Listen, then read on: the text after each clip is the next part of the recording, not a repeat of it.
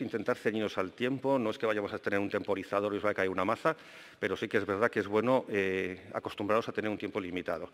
Como no nos han dado orden, pues iremos llamando a los moderadores a cada uno de vosotros para que vayáis subiendo y vayáis exponiendo vuestros trabajos. Y tendremos las preguntas justo después de la exposición de cada uno de ellos. Cuando quieras, Mamen. Uy,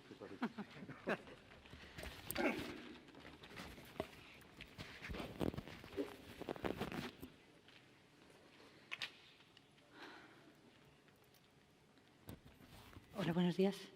Hola, buenos días.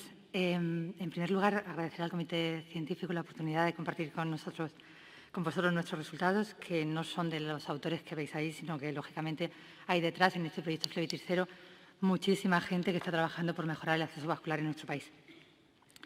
Todos sabemos que los dispositivos invasivos, y en concreto los accesos vasculares, provocan infecciones que tienen un riesgo muy importante para el paciente. Además, debemos proteger siempre el patrimonio venoso de los pacientes para asegurar que nos dura lo suficiente.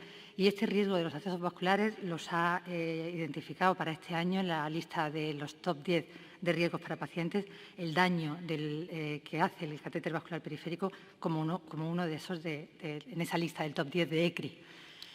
También tenemos la prevalencia que el EPINE recoge cada año de uso de acceso vascular en torno al 74%, 75%. Incluso hay estudios que nos dicen que utilizamos el catéter de un modo abusivo hasta en el 83% de los pacientes. Esto tiene una serie de riesgos que podemos ver en estas imágenes que veis a continuación, que son utilización de dispositivos y accesos vasculares que están probablemente mal indicados y, obviamente y evidentemente, con un mantenimiento pues, que es bastante deficiente. Las infecciones de los catéteres no se tratan, deberían prevenirse de forma sistemática. Por eso Flebitis Cero es un proyecto eminentemente preventivo que se inició en Socinorte, en el territorio Socinorte, pero que luego se ha desarrollado en los hospitales que están incluidos ahora mismo en el proyecto, que son 80 en este momento, distribuidos por casi la totalidad de comunidades autónomas. Este proyecto tiene registrados más de 37.000 mantenimientos, más de 18.000 catéteres, más de 12.000 pacientes dentro de lo que estamos monitorizando. Y se han formado más de 12.000 profesionales a través de la plataforma formativa, que es de acceso libre, aunque solo está acreditada para aquellos hospitales que forman parte del proyecto. Cuando se inició el proyecto, se revisó toda la literatura que había en ese momento disponible para construir, tal como nos indica el CDC, de la necesidad de establecer estrategias multimodales para prevenir infección. Y concluimos que el modelo que íbamos a aplicar, que el paquete de medidas que íbamos a aplicar era este que veis, conocido probablemente para muchos de vosotros: selección adecuada del catéter, higiene de manos, preparación de la piel con clorexidina, mantenimiento aséptico de los catéteres y retirada de catéteres innecesarios, además del brazo de seguridad que es conocido en otros catéteres como los venosos centrales en bacteremia cero. Con ese paquete de medidas lo pilotamos para ver si efectivamente tenía la efectividad deseada y tenía una implicación. Hicimos un estudio pre-post con una intervención a través del paquete de medidas y con un cambio de conductas a través de un programa de entrenamiento en esa plataforma formativa que os decía. Y efectivamente sí que tuvo su incidencia. La incidencia que había en un basal sin ninguna intervención era del 12,15% de incidencia acumulada de flebitis, que pasó a 9,5%, y de 39 episodios pasamos a 30 de densidad de incidencia episodios por 1.000 días de catéter. Si eso lo extrapolamos a las altas que hay en nuestro país, podemos ver que 4 millones de catéteres se ponen cada año, serían 300.000, casi 400.000 flebitis, y Flebitis Cero podría evitar más de 80.000. Por eso continuamos con el proyecto, se fueron adhiriendo hospitales y con este paquete de medidas, con estas herramientas y temas que desarrollamos para que se pudieran ir aplicando esas medidas, y estos son los resultados que ha habido a lo largo de estos años, ¿no? En el pre-post veis la incidencia acumulada, cómo se desarrolla y cómo se corresponde con el cumplimiento del bundle. En el año 2017 ese cumplimiento de bundle fue un 28% y tuvo una incidencia acumulada de 12,03%. Esto tiene también una repercusión a nivel de densidad de incidencia, como veis arriba, y también una repercusión en un ahorro potencial de costes que se corresponde a las flebitis evitadas.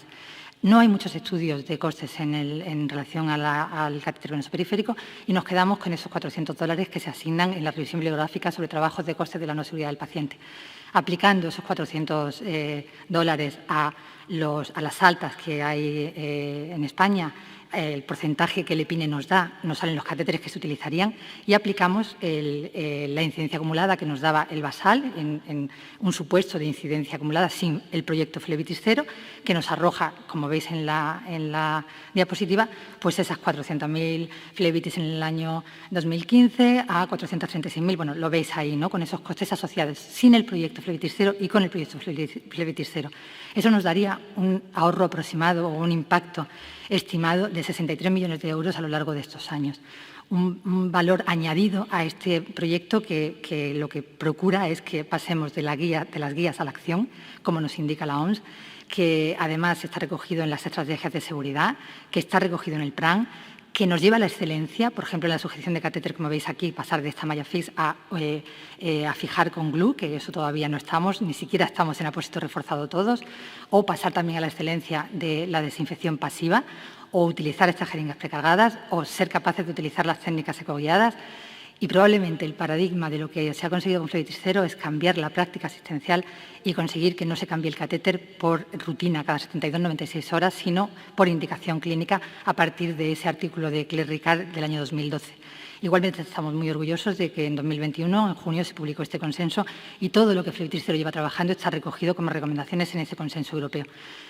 Flebitis Cero creemos que lo que proporciona son habilidades, hábitos y hechos, y para conseguir que tengamos esos 5 correctos, un entrenamiento correcto, un acceso venoso correcto, una técnica de inserción correcta, un uso de las tecnologías correctas y un mantenimiento y un cuidado correcto del acceso vascular. Muchas gracias.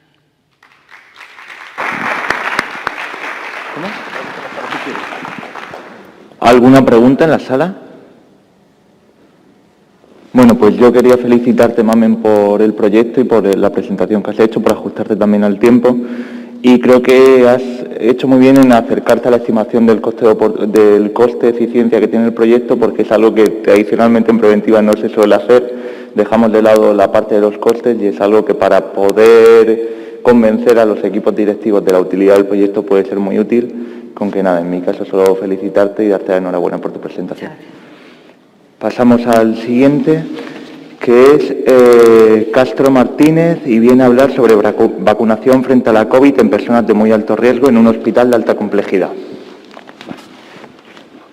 Nos vamos alternando.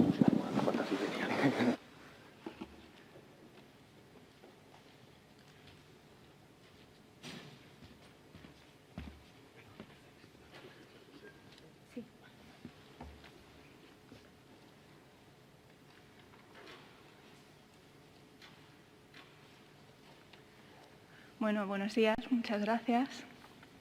Soy Mercedes Castro, residente del Hospital Universitario La Paz. Y como han dicho, voy a hablar sobre la vacunación frente a la COVID-19 en personas de muy alto riesgo en el Hospital La Paz. La vacunación frente a la COVID-19 se ha posicionado como una de las estrategias más prometedoras para disminuir el impacto de la pandemia a nivel poblacional y sobre los sistemas sanitarios. En España, esta estrategia ha sido elaborada por el Consejo Interterritorial del Sistema Nacional de Salud y en ella se ha priorizado la vacunación de la población en función de diversos grupos poblacionales. Entre ellos se encuentra el grupo 7, o de personas con condiciones de muy alto riesgo, que está representado principalmente por personas inmunodeprimidas con condiciones de trasplante de órgano sólido y enfermedad oncológica.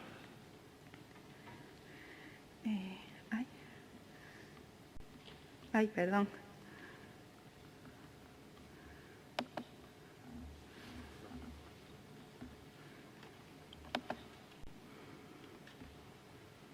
Vale.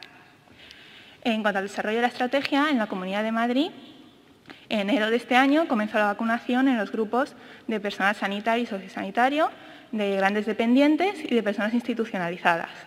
En febrero se inició la vacunación por grupos de edad y en trabajadores esenciales. Y en abril comenzó la vacunación en las personas con condiciones de muy alto riesgo. Concretamente, en nuestro hospital, en el Hospital Universitario La Paz, el 19 de abril comenzó la vacunación de personas con condiciones de muy alto riesgo y en seguimiento hospitalario. Ay, bueno, que no me aclaro. Vale. El objetivo que nos propusimos fue describir las características epidemiológicas de estos pacientes vacunados frente a la COVID-19 en nuestro hospital. Para ello diseñamos un estudio prospectivo, descriptivo, realizado entre el 19 de abril y el 5 de julio de este año, en el cual se incluyeron a los pacientes vacunados frente a la COVID-19 por enfermería hospitalaria y la vacuna empleada fue la vacuna de ARN mensajero de Pfizer. La coordinación del dispositivo fue llevada a cabo por los facultativos de medicina preventiva, que se encargaron del cribado de indicación, de la supervisión presencial de la consulta de vacunación y de la resolución de dudas e incidencias. Como criterios de inclusión se incluyeron aquellos pacientes ambulantes entre 16 y 69 años, con condiciones de muy alto riesgo, residentes en la Comunidad de Madrid y que habían sido preseleccionados por los servicios a cargo de la patología o condición de muy alto riesgo. Las características epidemiológicas que recogimos fueron el sexo, la edad, la condición indicativa de alto riesgo y la fecha de vacunación de primera y segunda dosis. Como resultados, se vacunaron a 2.105 pacientes sin observarse ninguna reacción adversa grave frente a la vacuna en ninguno de ellos, y el 53,3% de los pacientes fueron mujeres y la edad media fue de 50,9 años. La edad mediana fue de 54 años y el 50% de los pacientes tenían una edad comprendida entre los 42 y los 62 años. Por condición indicativa de alto riesgo, las condiciones más frecuentes fueron la enfermedad oncohematológica, el trasplante de órgano sólido y en lista de espera y las inmunodeficiencias primarias. Respecto a la edad media, las condiciones con una mayor edad media fueron las enfermedades oncológicas y con una menor edad media fueron las inmunodeficiencias primarias y la fibrosis quística. Por sexo, las mujeres predominaron en las condiciones de cánceres, enfermedades oncológicas y la fibrosis quística. En cambio, los varones predominaron en los grupos de tratamiento renal sustitutivo y de VIH. En esta gráfica podemos observar la distribución temporal de la vacunación en función de la administración de primera o segunda dosis y en esta otra gráfica la distribución temporal de la vacunación en función de cuál había sido la patología o la condición indicativa de la persona, del paciente.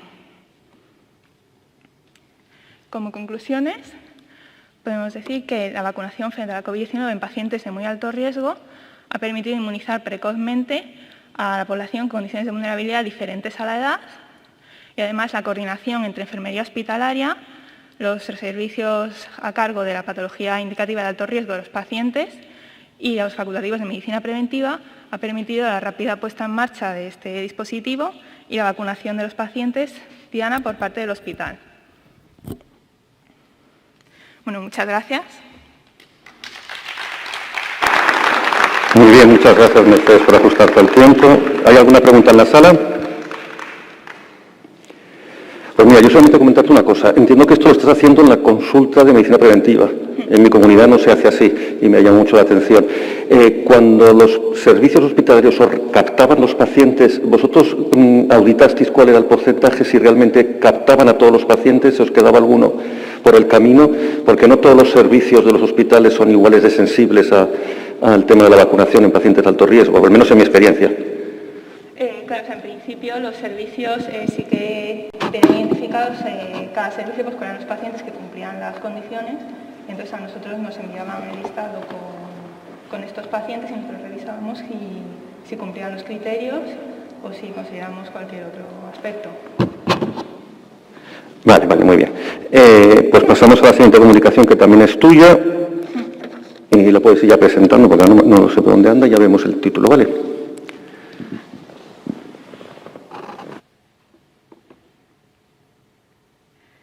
Bueno. También os voy a hablar sobre la experiencia de los profesionales sanitarios en la atención telefónica en consultas externas hospitalarias del Hospital Universitario La Paz durante la pandemia de COVID-19. La COVID-19 ha enfrentado a las organizaciones sanitarias a una situación excepcional. En este contexto, la consulta telefónica ha permitido continuar con la atención sanitaria de los pacientes, eliminando los riesgos intrínsecos de la asistencia presencial. Por ello, nos propusimos conocer cuál había sido la experiencia de los profesionales sanitarios en el desarrollo de la atención telefónica en consultas externas hospitalarias durante la pandemia de COVID-19. Para ello, elaboramos un guión de entrevista semiestructurada en el cual identificamos algunos puntos clave o temas más relevantes para los profesionales sanitarios y también para los pacientes.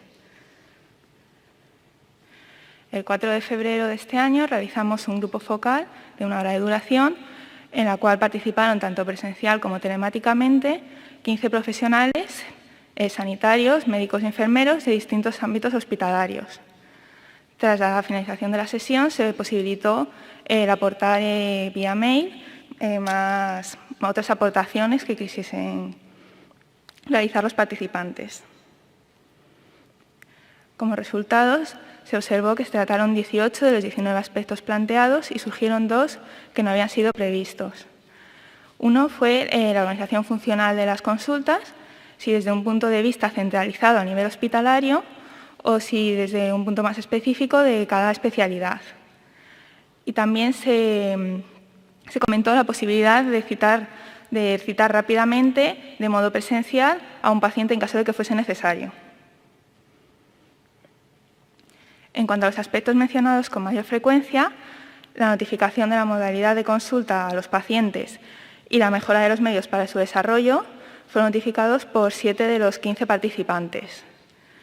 La aceptación en la práctica clínica habitual, la organización funcional y la atención médica del paciente por su médico habitual, así como la inadecuación para primeras consultas de esta modalidad de atención sanitaria, fueron mencionados por 5 de los 15 participantes. Y la reducción en los tiempos de atención sanitaria y la idoneidad para consultas de seguimiento fue mencionado por 4 de los 15 participantes.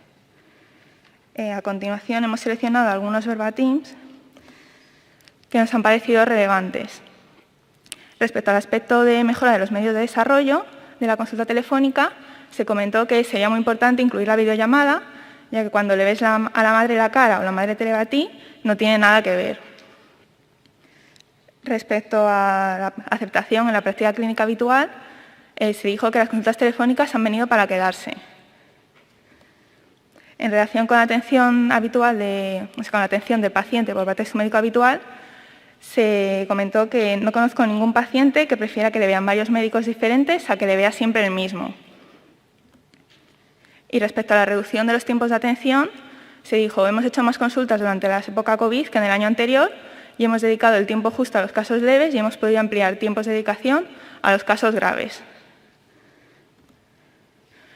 Por todo ello, las principales conclusiones de este grupo focal han sido que la consulta telefónica constituye una modalidad de atención hospitalaria con un amplio campo de mejora, que es útil para consultas sucesivas de determinadas especialidades y que permite proporcionar agilidad en la atención de los pacientes. Sin embargo, para primeras consultas es preferible la atención presencial. Bueno, muchas gracias.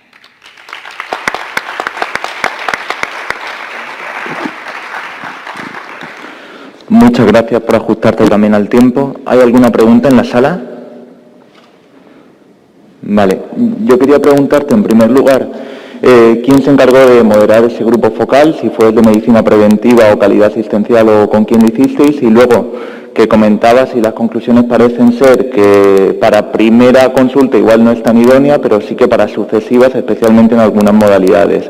La pregunta es si para la planificación de las consultas actualmente, en este proceso de desescalada que estamos viviendo y de vuelta a la normalidad hospitalaria, se está teniendo en cuenta esto para planificar más consultas teleconsulta o consulta telefónica, o se está también volviendo al anterior modelo de sucesiva presencial en esas especialidades en las que sí que podría aportar algo.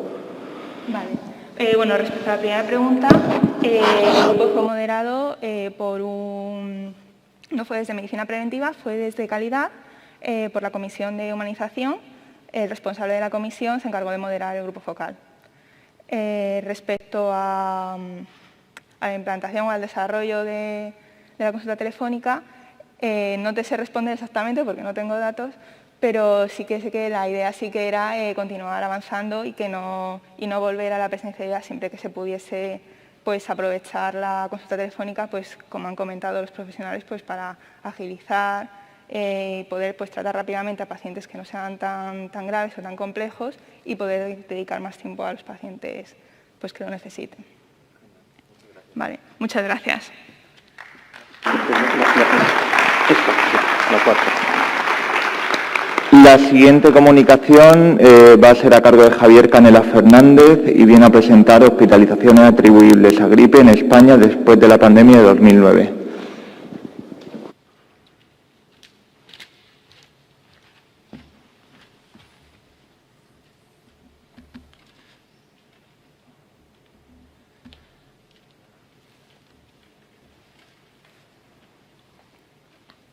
Hola, buenos días a todos. Soy Javier Canales Fernández, residente aquí en Cantabria, y os voy a exponer el trabajo que he realizado junto a Concepción Delgado, Clara Mazagatos y Amparo Larrauri del Centro Nacional de Epidemiología, a las que agradezco su apoyo, y se titula Hospitalizaciones atribuibles a gripe en España después de la pandemia de 2009, temporadas 2010 a 2017. Bueno, como bien es conocido por todos, las epidemias estacionales de gripe suponen una gran carga de enfermedad, con un elevado número de hospitalizaciones y muertes y consumiendo un gran número de recursos. Las estimaciones de la Organización Mundial de la Salud dicen que hay un elevado número de casos graves, en torno a 3 millones, 5 millones al año, y las muertes relacionadas con gripe están en torno a las 300.000, 650.000 al año. El objetivo de nuestro trabajo era estimar el número de hospitalizaciones atribuibles a gripe que hubo en España durante esas temporadas. Y os voy a exponer un poco de manera somera lo que realizamos. Por cada semana obtuvimos los datos de altas hospitalarias del CMVD y ahí consideramos el número de hospitalizaciones semanales que había por infección respiratoria aguda grave. Para considerar una infección respiratoria aguda grave, seleccionamos una serie de códigos que deberían aparecer en el diagnóstico principal. Después ya habíamos conseguido el número de hospitalizaciones y lo multiplicamos por el porcentaje de positividad que obtuvimos del Sistema Nacional de Vigilancia y dividimos los positivos semanales que había para gripe entre las personas que habían sido testeadas durante esa semana. Y así obtuvimos el número de hospitalizaciones atribuibles a gripe por grupo de edad, por sexo, para cada una de las temporadas. Cuando ya habíamos obtenido este número, lo dividimos entre la población española, que obtuvimos de datos del Instituto Nacional de Estadística, y lo calculamos para cada grupo de edad, por sexo y por temporada también. Y ya teníamos la tasa cruda de hospitalizaciones. Ahora voy a exponer algunos de los resultados que obtuvimos. Obtuvimos una media anual de 80.000 hospitalizaciones atribuibles a gripe. Como se ve en la gráfica, que no sé si se aprecia, en amarillo es el grupo de edad de mayores de 65 años, que va a ser en todas las temporadas el que tiene un peso mayor. La media que hubo de tasa de hospitalizaciones en este grupo fue en torno a las 600 hospitalizaciones atribuibles a gripe por cada 100.000 habitantes. Y en todas las temporadas va a ser el que va a ser el que tiene más peso, como he comentado. Y le sigue el grupo de edad de menores de 5 años, que tuvo una media de 170 hospitalizaciones atribuibles a gripe por 100.000 habitantes. Y la temporada que tuvo una tasa más elevada fue la 14-15, en torno a 200 hospitalizaciones atribuibles a gripe. En esta otra gráfica podemos ver comparadas en azul las infecciones respiratorias agudas graves con las hospitalizaciones que atribuimos a gripe por grupo de edad. Hay que tener cuidado porque las escalas son diferentes dependiendo del grupo de edad. Y otra vez, los mayores de 65 años son los que va a tener un peso mayor. Y también coinciden las temporadas que tiene una mayor incidencia en el grupo de mayores de 65 años, con las que los resultados globales son mayores también. Y ya para concluir, pues con este trabajo el impacto de la gripe es muy elevado en los hospitales españoles. Los grupos de edad que suelen estar más afectados son los mayores de 65 años y los menores de 5, como ocurre también en otros países y en otras regiones.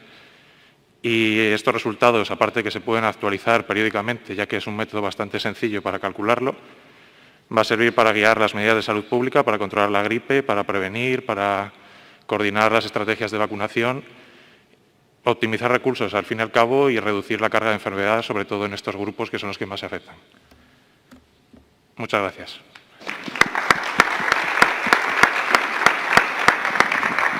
Muy bien, muchas gracias. ¿Alguna pregunta?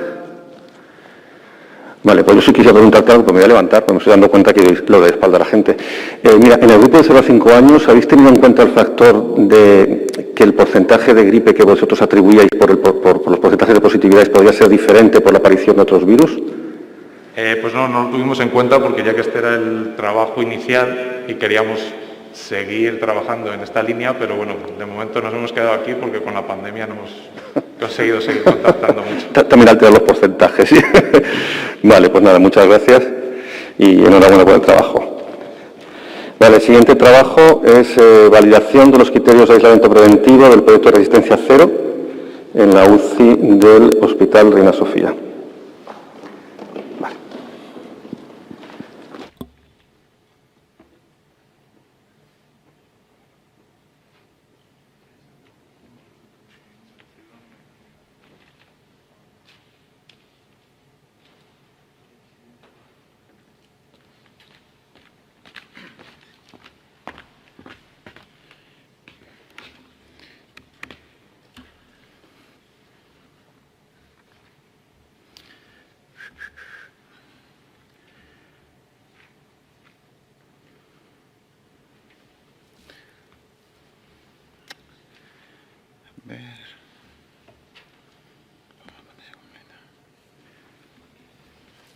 Sí.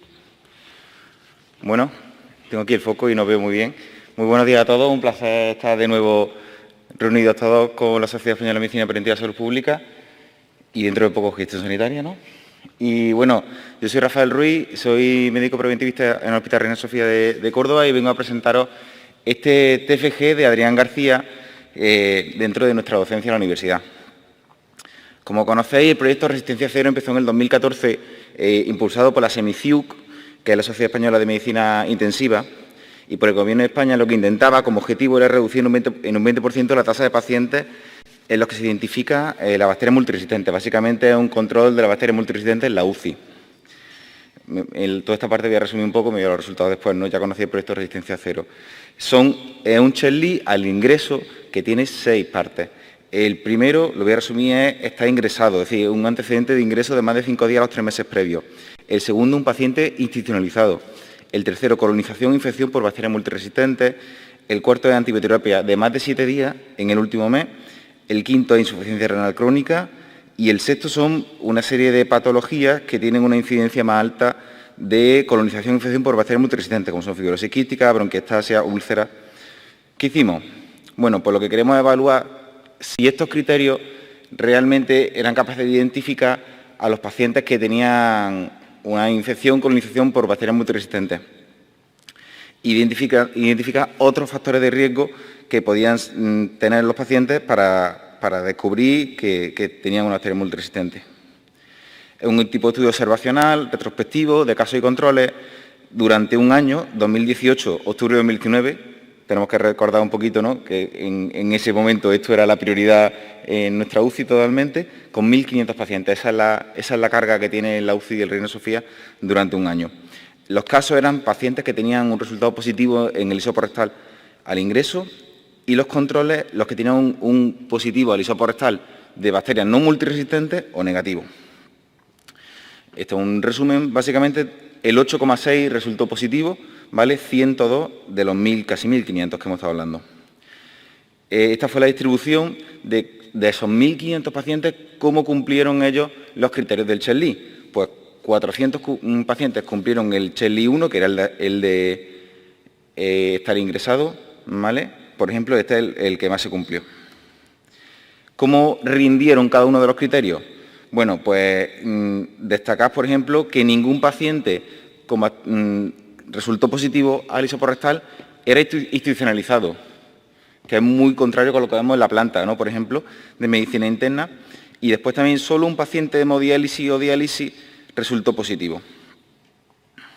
Los demás, cada uno rindieron de diferentes formas, como veremos aquí, ¿no?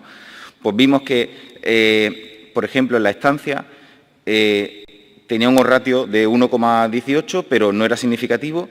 Institucionalizado no tenía sensibilidad cero, como pueden ver. También el más importante siempre es colonización. A veces tenía un antecedente de bacterias multiresistentes con un ratio de 30, ¿vale?, significativo, menos de 0,01. También el consumo antibiótico con un ratio de 5. Y ya ahora, curiosamente, pues tenemos dos criterios que tampoco salen significativos, no resultan significativos para después tener un resultado positivo en el screening, como enfermedad renal crónica y las patologías de riesgo. En general, uniendo todos los criterios, sabéis, si se cumple cualquiera de los criterios de Chern-Lee, se le hace un aislamiento preventivo al paciente en la UCI, pues tenemos que la sensibilidad del Chern-Lee de resistencia cero es del 54,9, un valor positivo del 10,5, valor predictivo negativo del 95,2 y un rendimiento global del 65%. En global, todo el Chern-Lee tiene un ratio del 2,3, con estadísticamente significativo. ¿Cuáles son las otras patologías o factores de riesgo que, según la literatura, nosotros habíamos recogido y que estuvimos recogiendo en estos 1.500 pacientes? Quimioterapia, cirugía digestiva previa, endoscopia, úlceras, trasplantado, inmunosupresión grave, cirrosis, neoplasia, diabetes tipo 1 y tipo 2 y unidades que para nosotros son de riesgo, como son medicina interna, digestivo y cirugía general. ¿Cuáles fueron de todas estas variables las que resultaron significativas? Cirugía digestiva previa, endoscopia, trasplante, inmunosupresión grave, cirrosis hepática y patología, unidad de riesgo. Como discusión, pues vemos que ahora mismo resistencia cero tiene una sensibilidad bastante baja, del 55%, lo que no hubiese dejado si hubiésemos usado el Chern-Lee de resistencia cero con 46 pacientes colonizados sin aislar en una UCI. Y también, si lo usásemos, tiene un valor predictivo positivo que nos haría que teníamos 476 pacientes aislados de forma innecesaria. ¿Cuáles son nuestras propuestas de variables? Pues en general, la fusión de las que tienen un sistema inmune comprometido, los pacientes trasplantados, cirrosis hepática, inmunosupresión grave. Cirrosis hepática, no sé si lo habéis visto, pero tiene una ratio muy alta. Los que tienen procesos invasivos, cirugía, endoscopias previas y después una adaptación a la epidemiología local. ¿Cómo cambia el Chern-Lee? Bueno, pues pasamos de una sensibilidad del 55% a un 70% y un valor predictivo positivo del 10,5 baja solo al 10,1 y aumentamos los ratios de 2,34 a 2,83. Bueno, y como conclusión no lo voy a leer todo, bueno, que el Chern-Lee de resistencia cero pues, es muy mejorable, tenemos que seguir investigando cuáles son los factores de riesgo que tienen los pacientes de bacterias multiresistentes. El criterio de diálisis y de institucionalizado no es útil en la UCI porque no son pacientes que suelen ingresar en UCI, no son los pacientes que suelen ingresar en una UCI de agudo y el riesgo que podría tener aplicar resistencia cero en la actualidad. La bacteria multiresistente y su uso tiene un gran margen de mejora, así que le invito a seguir profundizando en el tema. Por mi parte nada más, muchas gracias.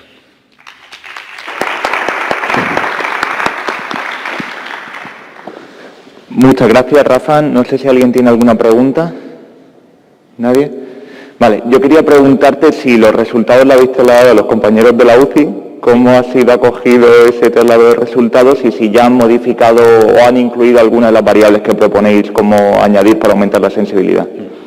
Bueno, gracias, Marcos. Muy bien recogido, porque por nuestra parte Córdoba venía de una situación en la que nosotros, como tuvimos un brote de KPC muy grande, nosotros estábamos aislando de forma preventiva a cualquier paciente. Entonces, claro, el problema, esto surgió a través de un estudio de grupos focales que hicimos en la UCI y donde vimos que había aislamiento de contactos premium, aislamiento de contactos preventivos y entonces había una sobreexposición a los carteles rojos de cuidado, ¿no? Entonces lo que intentamos es volver a unos criterios que fuesen fiables para aislar de forma correcta a los pacientes que ingresan en la UCI. Hacer un buen uso del aislamiento. Ha sido bien recibido, pero también con un poco de sazón, porque es que estamos viendo que hay muchos pacientes que se nos escaparían. Pero por eso entonces estamos viendo ahora mismo, seguimos, la UCI de Reina Sofía sigue así, hasta que un paciente no tiene un isoprestal negativo, se le mantiene 24 aislamiento preventivo. El aislamiento, suele ser 24 horas, ¿no? Pero claro, eso también conlleva mucho gasto de microbiología. Así que ahora mismo seguimos así, también es que desde que 2019 que terminó esto análisis hasta ahora, pues la UCI tenía otro tipo de pacientes, ¿no? Pero bueno, en esa estamos. Muy bien, pues nada, enhorabuena y ánimo con ello. Gracias. El siguiente ponente es Alfonso Alonso Jaquete y viene a hablar de la evolución del uso de mascarilla entre contactos estrechos de la COVID ante el avance de la vacunación. Ah, perdón, Adrián, adelante. Rafa, ¿vais a publicar los resultados? 1, 2, ¿podéis presentar por favor estos resultados en las jornadas de seguridad del paciente del Ministerio, dado que el proyecto de resistencia a cero es financiado por el Ministerio y en teoría cuenta con un enorme aval científico y los indicadores nunca se habían evaluado? Teníamos muchísimas dudas acerca de los criterios que se utilizaban, pero muchísimas dudas. O sea, que la estrategia ha puesto los indicadores siempre por las nubes, que era muy eficaz, y bueno, o sea, los que veníamos de preventiva teníamos muchísimas dudas. Por favor, presentad los resultados en las jornadas de seguridad del paciente del Ministerio, porque hay que debatir acerca de esta cuestión. Donde nos lleven, ahí estamos. No, vamos, que esto también ha sido todo el análisis de Adrián, que es el alumno del TFG, que, como os comenté, un alumno brillantísimo, y ha sido todo durante el COVID. Así que no hemos podido pensar en más opciones de publicación y demás, pero sí, sería, yo creo que es muy relevante y darle ya el formato y enviarlo al Ministerio orgulloso de que se lo lea, vamos, sin problema. Yolanda esta mañana. Bueno, si conocéis a alguien que le puede interesar, yo os lo paso sin problema. Gracias. Gracias. Alfonso, por favor.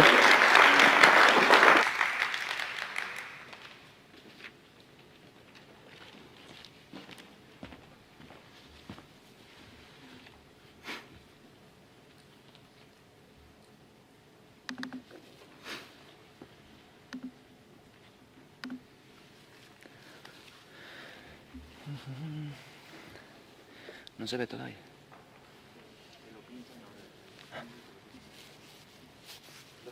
Sí, sí.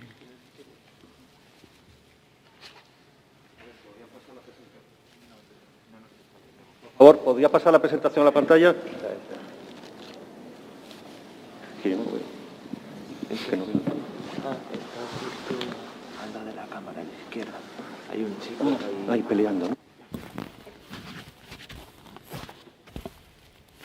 Bueno, buenos días a todos los valientes que lleváis aquí desde primera hora de la mañana.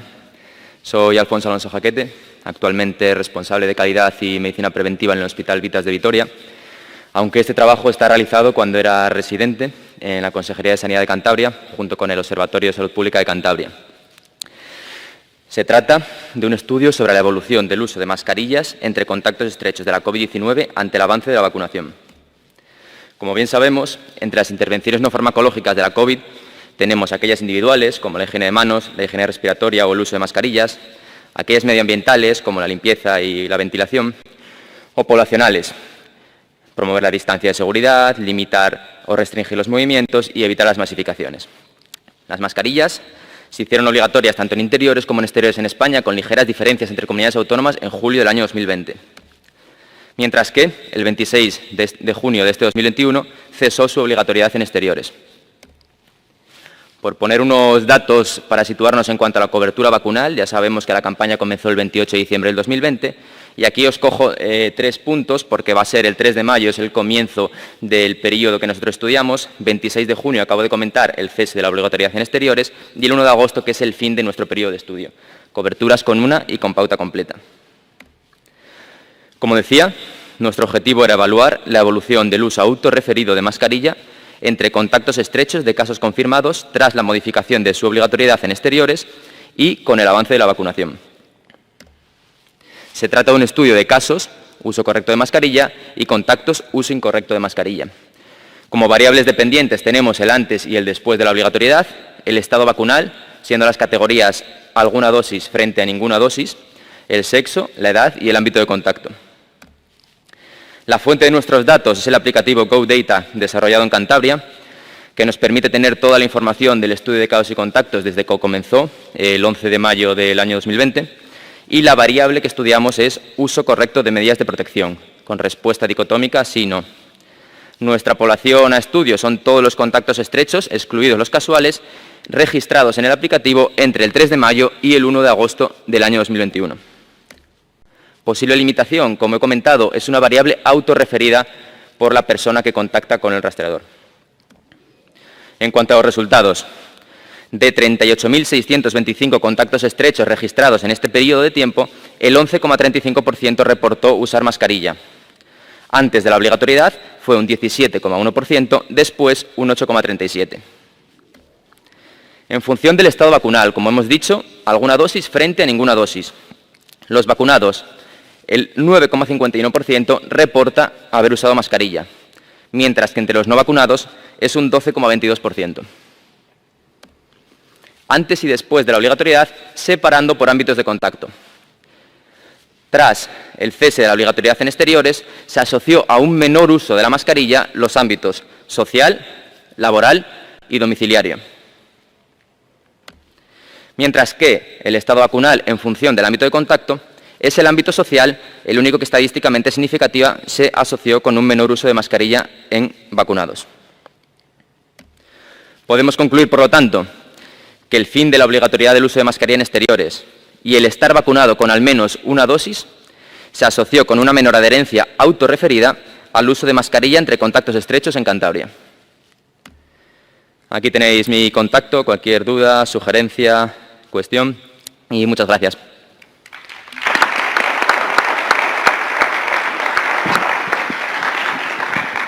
¿Alguna pregunta? Aquí se ve muy mal las manos, ¿eh? Aquí hay una mano. Pues la mano que hable.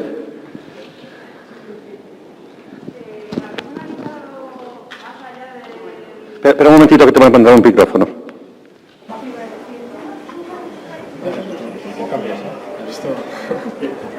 Es un poco... Sí, funciona ahora. Es un poco básica, pero es... si habéis analizado, más allá del cumplimiento de la mascarilla, si ese cumplimiento del uso de la mascarilla en el contacto estrecho, ¿qué repercusión ha tenido en la transmisión en ese contacto estrecho? Vale. No, la verdad es que en esta comunicación, en este estudio, lo único que estábamos analizando era el cumplimiento en función a estas variables. Pero bueno, Adrián, que tiene la mano levantada, creo que puede añadir algo al respecto.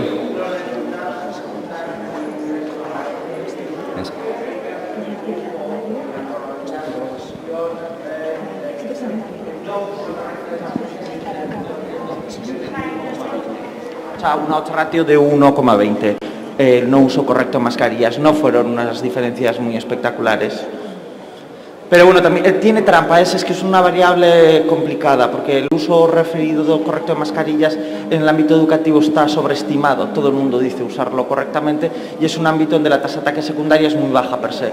Entonces, bueno, ahí incluso ajustado y tal, es complicadillo. Pero no, esto era para saber si había cambiado el uso de mascarillas y sí, la gente está dejando de usarla.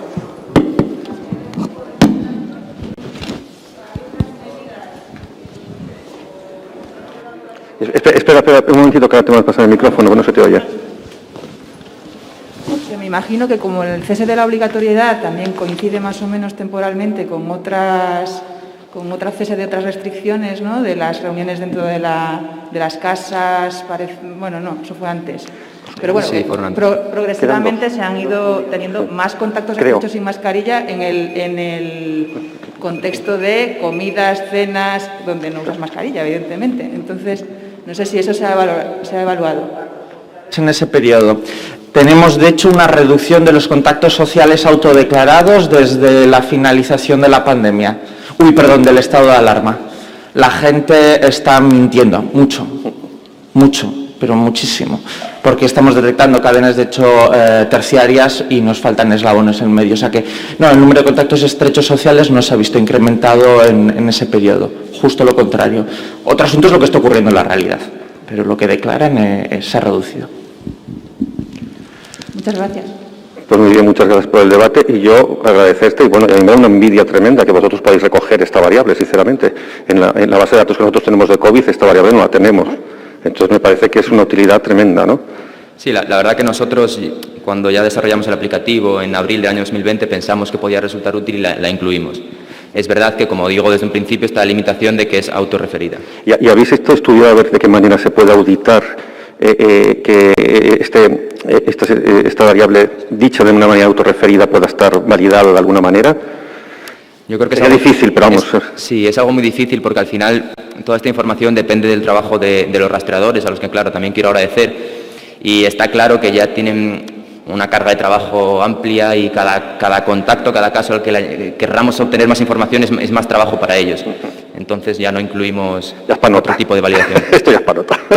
Vale, muchas gracias. Esta es la que toca. La que toca ahora. Vale. Vale. La siguiente comunicación es de Román Sánchez, Juan Román Sánchez, riesgo de infección de la terapia con anticuerpos monoclonales durante la práctica clínica habitual.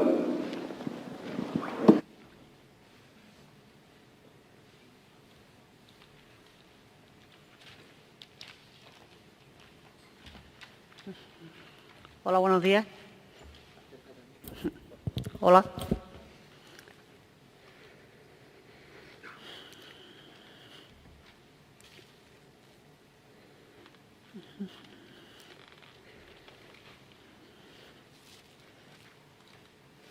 Buenos días, yo soy residente de Medicina Preventiva de la región de Murcia y en el estudio que os voy a presentar he tenido colaboración con la Universidad de Murcia y con el Hospital Reina Sofía de Murcia, especialmente con el servicio de farmacia.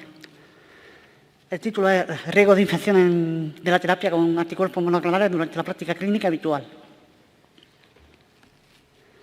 Bien, este tipo de terapia se viene usando desde 1985 contra un montón de antígenos dirigidas. La OMS ya en 2017 nominó más de 500 anticuerpos monoclonales y su uso principal es contra las enfermedades inmunomediadas. A pesar de que controla muy bien este tipo de enfermedades, sobre todo en su estadio más avanzado, no deja de estar exenta de ciertos riesgos, como pueden ser el aumento de infecciones, el posible desarrollo de neoplasia, y desde los servicios de preventiva se suele hacer un cribado antes del inicio de la terapia para aplicar una posible vacunación. Bien, la pregunta de investigación fue los ensayos clínicos en fase 3, pivotales que dan pie a aprobar los monoclonales, reportan seguridad respecto a las infecciones, pero tienen criterios de exclusión, como puede ser la edad del paciente, haber sufrido infecciones previas, y entonces la pregunta era, ¿en la población murciana hay también esa misma seguridad o no?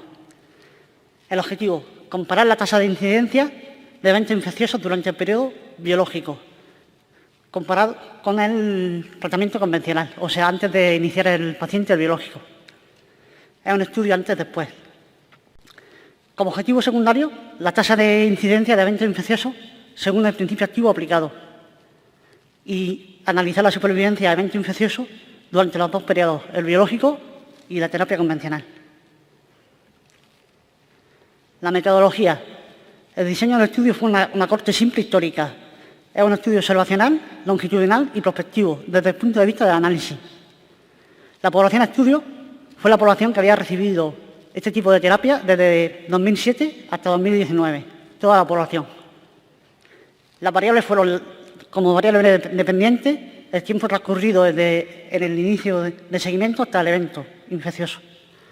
Y como variable independiente, el tipo de terapia, el sexo, la edad, la enfermedad de base por la cual recibe el biológico, el principio activo y las infecciones previas. El análisis estadístico se realizó con el análisis de supervivencia de regresión de Roth y el Kaplan-Meier. Las tasas de incidencia se calcularon con el EPIDAT. Las fuentes de información fueron el SELENE, CMVD y el OMI-AP. El CMVD rescatamos las infecciones de urgencia. Los resultados. En la figura 1 podemos ver las enfermedades de base por las cuales los pacientes recibieron el biológico. Las más frecuentes fueron artritis reumatoide, con cerca del 20%, cerca del 20% de los pacientes, asma grave, colitis ulcerosa, enfermedad de Crohn, psoriasis con artropatía. Los principios activos que se prescribieron fueron principalmente adalimumab, etanercept, infliximab y omalizumab. Los que se prescribieron menos de un 5% no entraron en el estudio, entraron en una categoría que se llamaba otras. Tamaño muestral, 1.073 pacientes. Cuando queríamos comparar por principio activo, el tamaño muestral se reducía a 727 porque eliminábamos los pacientes que habían cambiado de monoclonal. En esta tasa podemos ver la tasa de incidencia de cuadros infecciosos por principio activo. Etanercept fue el que menos infecciones reportó por cada 100 pacientes años. Después, adalimumab aumentó un poco, 4 por cada 100 pacientes años. Y el que más, omalizumab. La razón de tasas, omalizumab doblaba el riesgo, siendo significativo. Cuando nos fijábamos solamente en la terapia, si era terapia biológica o el periodo anterior a la terapia convencional, la tasa de infección fue idéntica, 4,2 por cada 100 pacientes años. Cuando hicimos la regresión de Koch, en el modelo univariante, por principio activo, los resultados se repitieron. Infliximab y omalizumab aumentaban el riesgo. La categoría edad, los de mayor edad, fueron los que más infecciones reportaron, pero sin alcanzar significación. Cuando comparamos por enfermedad, el asma grave aumentaba el riesgo y la psoriasis se comportaba como factor protector. Cuando comparamos por infecciones previas al inicio de la terapia biológica, 1 o 2 infecciones previas aumentaba el riesgo del doble. Y 3 o más infecciones antes de iniciar el biológico aumentaba el riesgo de infección hasta 8 veces.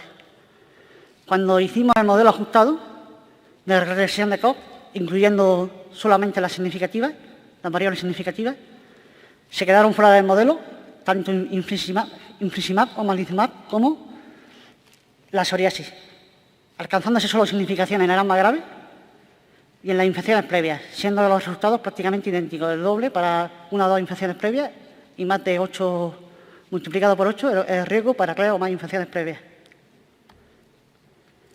En el gráfico de Kaplan-Meier, comparando en la línea verde la terapia biológica y en la línea azul la terapia convencional, antes de recibir biológico, se comportan prácticamente igual. Incluso hay un cruce de líneas, por lo cual se tiene que aplicar el test de Breslow, pero no da significación. A la altura a partir de los 3.000 días de terapia, parece que hay una mayor supervivencia a eventos infecciosos con la terapia biológica. Conclusiones. No existen diferencias en la tasa de incidencia de eventos infecciosos durante ambos periodos de seguimiento, terapia biológica versus convencional. No hay diferencia en la tasa de incidencia a eventos infecciosos por los diferentes principios activos. Tampoco. Las infecciones previas son el factor más relevante en la incidencia a episodios infecciosos. El asma grave parece ser factor de riesgo para la aparición de eventos infecciosos y los estudios en vida real aportan valor para la toma de decisiones en la práctica clínica. Muchas gracias.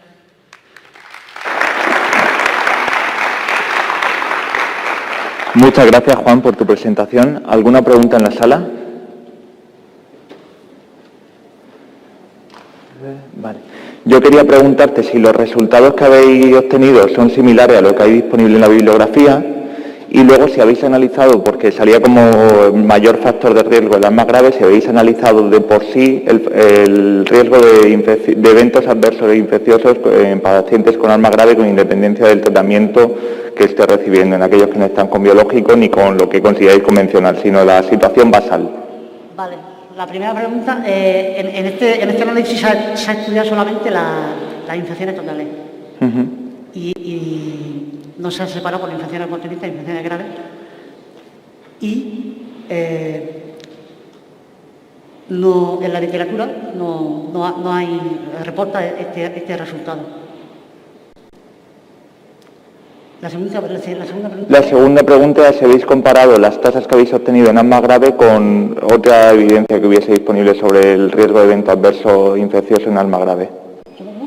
Si habéis comparado las tasas de infección de asma grave de la literatura con vuestros datos, que son el principal factor de riesgo. No. Vale, pues nada, te animo a seguir con ello y es una línea de investigación muy interesante. ¿Y queda la última ponencia? Quedan dos. A continuación, Isabel López Tobar, Telemedicina en la gestión de aislamientos, estudio multicéntrico sobre los determinantes de intención de uso. Vamos muy justitos.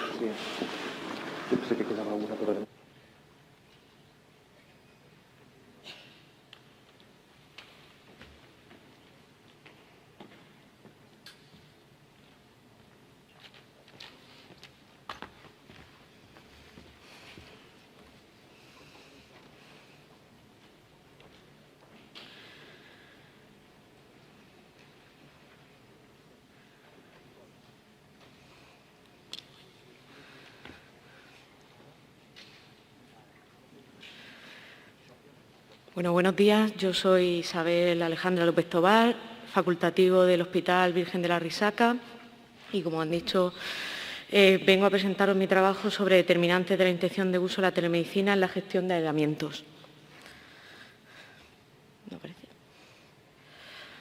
Bueno, yo quería comenzar con una reflexión que se lanzó ayer en la ponencia inaugural, que comentaba un poco en la línea de estamos ahora mismo en el siglo XXI, pero de verdad estamos utilizando las herramientas y tecnologías que tenemos disponibles en el siglo XXI para nuestra actividad laboral. Pues bien, desde varios ámbitos a nivel nacional e internacional, como la Comisión de Salud Pública en el Consejo Interterritorial, se ha mostrado la necesidad de desarrollar herramientas que permitan compatibilizar los sistemas que tenemos ahora mismo informáticos desde los centros sanitarios y los centros de vigilancia epidemiológica. Esto también lo pone en evidencia desde la Comisión Europea y desde la OMS. Necesitamos herramientas, TICs, aplicaciones que puedan entrelazar nuestro trabajo a nivel hospitalario con nuestro trabajo en las instituciones.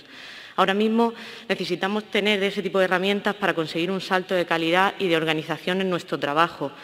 Las aplicaciones, las TIC que contamos en el trabajo diario, sobre todo se enfocan en el control de infecciones hospitalarias, orientadas sobre todo a los multiresistentes y de cara a la vigilancia y declaración a través de las instituciones gubernamentales. Con respecto a un control total, encontramos algunas evidencias a nivel hospitalario en países como Estados Unidos, Taiwán y Canadá, y también hemos visto alguna referencia en España como en la Comunidad Autónoma de Sevilla, en el Hospital Virgen del Valme, pero no hay una evidencia de una TIC desarrollada para la gestión integral de todo tipo de aislamientos, sobre todo también a todo su proceso integral desde la detección, control, vigilancia y su declaración a los organismos gubernamentales. El objetivo de nuestro estudio fue determinar los factores que influyen en la intención de uso de la telemedicina para la gestión de estos aislamientos por parte de los profesionales sanitarios. Para ello se hizo un estudio transversal a través de un cuestionario ad hoc basado en la metodología de aceptación tecnológica DAM modificada. Nosotros, nuestra muestra fue los sanitarios relacionados con la gestión, control y manejo del aislamiento a nivel nacional. Se hizo una distribución de la encuesta hasta a 255 profesionales y recibimos una respuesta de 72. Se hizo a través de una plataforma de software de creación de encuestas en línea y el periodo de recogida de los datos lo encauzamos entre diciembre de 2020 y enero de 2020. Para la estrategia de análisis de datos se utilizó el modelo TAN con una propuesta de 5 hipótesis que afectarían a la intención de uso: la utilidad percibida, la facilidad de uso, la eficacia percibida, el perfil tecnológico y la forma subjetiva. Se realizó un cuestionario de 37 preguntas que contaba de 3 bloques, que hablaban de la caracterización demográfica, la adopción de un sistema de telemedicina y la implantación de un sistema de telemedicina para el control de aislamiento. En nuestros resultados vimos que, tuvimos al final una representación del 28,23% de la muestra, con una media de edad de 41 años y conseguimos una participación de 42 centros de trabajo. Vimos que en nuestra muestra se destacaban el perfil de mujeres, sobre todo de médicos especialistas, que los participantes se encontraban sobre todo trabajando en puestos base en sus centros de trabajo, contaban en un 36% con una experiencia laboral entre 1 y 5 años y solo un 9,7% se encontraba en la institución actual alrededor de 20 años. Y finalmente, el uso de la telemedicina como tal la reportaban un 27,8% de la muestra en su trabajo habitual. En el contraste de hipótesis vimos que una mayor intención de uso se relacionó con el perfil de menor tiempo trabajado y con el perfil de tener un sistema ya implantado en el entorno laboral. y se vio un menor uso en aquellos que tenían un sistema implantado a raíz de la pandemia en comparación con aquellos que contaban con un sistema previamente implantado y aquellos que estaban utilizando un sistema en desarrollo previamente y durante la pandemia. La línea de conocimiento de las preguntas de la encuesta se agruparon a través del análisis factorial exploratorio en 5 factores comunes: la utilidad percibida, la eficacia percibida, la facilidad de uso, el perfil tecnológico y la norma subjetiva. Y se vio que la facilidad de uso destacó como variable determinante directo de la intención de uso de la telemedicina. Pues bien, con respecto a los resultados que hemos obtenido, las conclusiones que tenemos, por un lado tenemos la intención de uso mayor en profesionales con menor tiempo trabajado. Esto tiene sentido, ya que nos presentamos un perfil de trabajadores mucho más jóvenes, que en muchos estudios que ya se han publicado se ha visto en el uso de las tecnologías sanitarias que esto se ve con una consecuencia directa a que los perfiles más jóvenes tienen un nivel base de conocimientos informáticos más alto. Por otro lado, los profesionales, también se vio como resultado que los profesionales con un sistema implantado o en proyección de implantación tenían una relación significativa con la intención de uso. Esto también se ha visto en otros estudios, y a destacar que los conocimientos que tú tienes con las experiencias previas que tú tienes te va a ayudar a seguir usando o empezar a usar otro tipo de tecnologías que se te presentan en una nueva actitud laboral. Incluso el participar en un desarrollo de una propia aplicación para tu trabajo motiva a los profesionales y aumenta la adherencia del uso de estos profesionales en la actividad diaria con estas aplicaciones. Finalmente, con respecto a la facilidad de uso como un determinante directo de la intención de uso de la telemedicina del profesional sanitario, aquí tenemos que centrarnos un poco en el contexto en el que se hizo la encuesta y el perfil que ahora estaréis viviendo en vuestros centros de trabajo, ¿no? A raíz de la pandemia por COVID-19 se ha visto un aumento de los servicios y una heterogeneidad de los componentes de los servicios tanto de vigilancia epidemiológica como medicina preventiva en los hospitales. Y nos encontramos con perfiles etarios jóvenes, con poca experiencia laboral y también perfiles con mucha experiencia laboral, pero muy poca experiencia con el uso de tecnología asociada a la información. Para ellos, sobre todo, lo que va a ayudar mucho en la intención de uso va a ser que nosotros desarrollemos una aplicación que tenga una experiencia agradable al usuario y que pueda ayudar y facilitarles a utilizarla y no ponerle trabas en servicios que sean difíciles para utilizar e iniciar una curva de aprendizaje mucho más alta. Y nada, muchísimas gracias.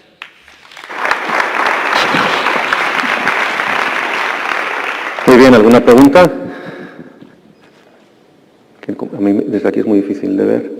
Mira, solo una cosa muy rápida.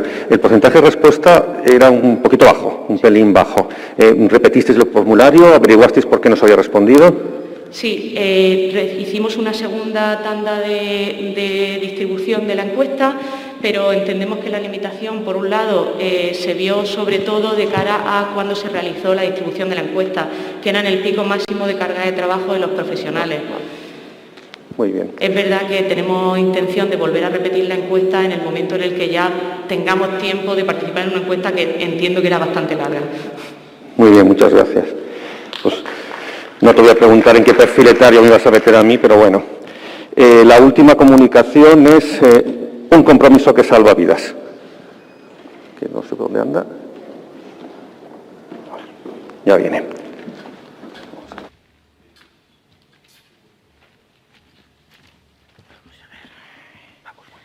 Ya me imagino, suele ser, creo que es corta. Muy bien.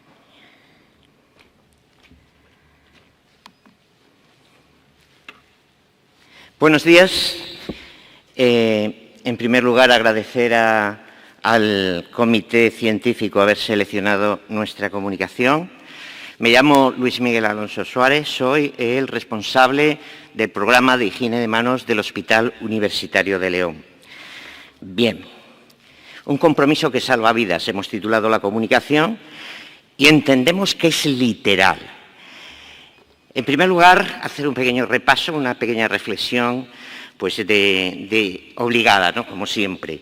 Decir que en España las infecciones relacionadas con la asistencia sanitaria producen al año el triple de muertes que los accidentes de tráfico. Sabemos ya de sobra, ¿verdad? Siempre hablamos de lo mismo, una vez más, que la higiene de manos es el método más sencillo, eficaz y eficiente para reducir las infecciones. A pesar de lo cual, nos encontramos en la triste realidad que los profesionales asistenciales solo hacen higiene de manos en la mitad de las ocasiones que están indicadas y de esa mitad normalmente aproximadamente estamos mejorando, pero seguimos ahí, el 50% se realiza con una técnica incorrecta o inefectiva. Encontrar cauces para mejorar la higiene de manos es fundamental y difícil. Es decir, cuando hablamos de higiene de manos, normalmente son habas contadas, está casi todo dicho. Entonces, se hace difícil buscar herramientas para seguir trabajando en esa línea. Nosotros presentamos una. Mejorar la seguridad del paciente y la prevención de las infecciones relacionadas con la asistencia sanitaria, promoviendo la higiene de manos en los 5 momentos con la técnica adecuada, es nuestro objetivo, ¿no? Bien, el trabajo, lo que hicimos metodológicamente fue explicar y proponer un compromiso de mejora de la seguridad del paciente a todos los profesionales del centro, un compromiso basado en implicar en primer lugar al cuerpo directivo, a los gerentes, a las direcciones orgánicas, a los mandos intermedios, jefes de servicio y jefes de sección médica, supervisores de enfermería.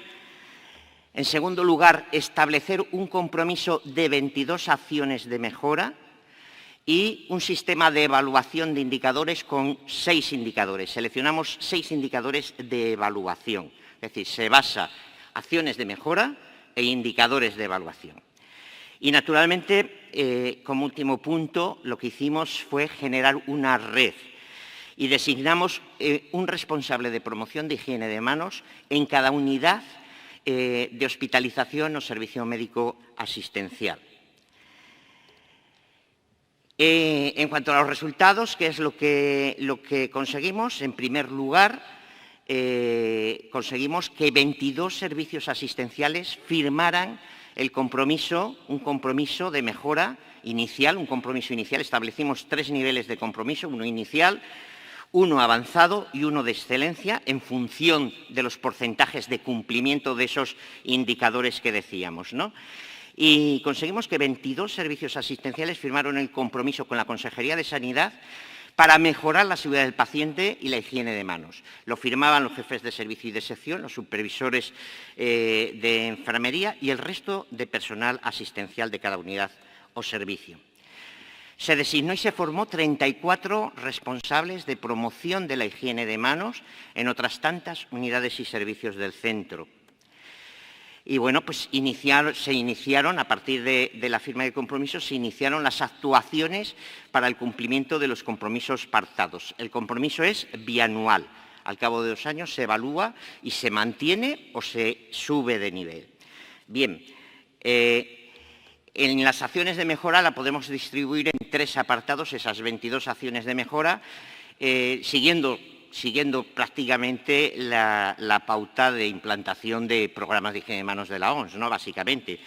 En primer lugar, 3 acciones en cambio de sistema, 4 acciones en formación y aprendizaje, 5 acciones en evaluación y retroalimentación en la unidad, 3 acciones en recordatorios en el lugar de trabajo y 5 acciones en el clima institucional de seguridad.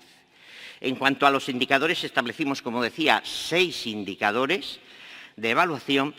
En primer lugar, la disponibilidad del producto de base alcohólica para la higiene de manos, jabón y toallas, el tanto por ciento de profesionales formados al iniciar su actividad en el centro, el tanto por ciento de trabajadores formados anualmente en higiene de manos en el centro, Obviamente, la adherencia a la higiene de manos a través de estudios observacionales con metodología de la OMS, y el indicador de consumo también establecido ampliamente, que es el consumo de producto de base alcohólica para la higiene de manos por 1000 estancias, en litros por 1000 estancias, y por último la incidencia de las infecciones multiresistentes. En los primeros 6 meses, si hablamos aquí de los primeros 6 meses, esto se puso en marcha en mayo del 2019 y evaluamos el resto del 2019 porque, lógicamente, en el 2020 hay un parón, estoy acabando ya, hay un parón en el proyecto, por las razones obvias, porque los indicadores obviamente cambian, cambia la actividad del centro y cambian los indicadores, no son fiables, ¿no? Entonces, en los primeros 6 meses del proyecto se ha pasado, por ejemplo, en un consumo por 1000 pacientes de 16,4 a 19,6 y en cumplimiento de la higiene de manos, de la correcta higiene de manos, de un 54,6 a un 56,7. Este año, la semana que viene, las 22 unidades que firmaron el compromiso inicial en el 2017 cumplen criterios para firmar un compromiso avanzado y 6 nuevas unidades que no habían entrado en el proyecto entran en el proyecto con un compromiso inicial. Cumplen criterios para entrar en un compromiso inicial. En definitiva, mejorar siempre es posible y la implicación de los mandos intermedios, médicos y de enfermería, así como la creación de responsables de seguridad del paciente por unidad y servicio, claramente mejora el clima de seguridad y fomenta el cumplimiento de los protocolos de higiene de manos. Aumentar y sistematizar la formación en seguridad de higiene de manos y el feedback de la evolución de indicadores trimestrales en cada unidad y servicio, que es el cumplimiento que nosotros tenemos, la evaluación periódica del cumplimiento de higiene de manos, así como el consumo de producto de base alcohólica para la misma, ayudan a mantener y mejorar los estándares de calidad y las buenas prácticas. En definitiva, es un proyecto promovido por la Consejería de Sanidad y el Hospital de León es el que mayor adherencia, mayor desarrollo de este compromiso ha realizado. Nada más, muchas gracias. Si tienen alguna pregunta. Muchas gracias, Luis Miguel. Vamos muy mal de tiempo, no sé si hay alguna pregunta. Yo quería hacerte una muy rápida para concluir. ¿Cuál es la acción de mejora que consideráis más útil de las 22 que habéis detectado? A ver, la formación, sin lugar a duda. Y son sesiones, hay que seguir haciendo. Nosotros hacemos sesiones clínicas dando la información básica repetitivamente, más añadir trimestralmente en cada unidad y servicio, en la misma unidad y servicio a todo el personal, trimestralmente, y añadimos a la formación básica los indicadores que van teniendo de consumo y de adhesión en esa unidad y la evolución que está teniendo. Eso se lo presentamos trimestralmente a los profesionales de cada unidad y servicio. Vale, pues muchas gracias y enhorabuena por el proyecto. Muchas gracias. Damos por concluida la mesa de comunicaciones. A continuación hay una mesa sobre vacunación en el adulto. Muy bien, muchas gracias por vuestra asistencia.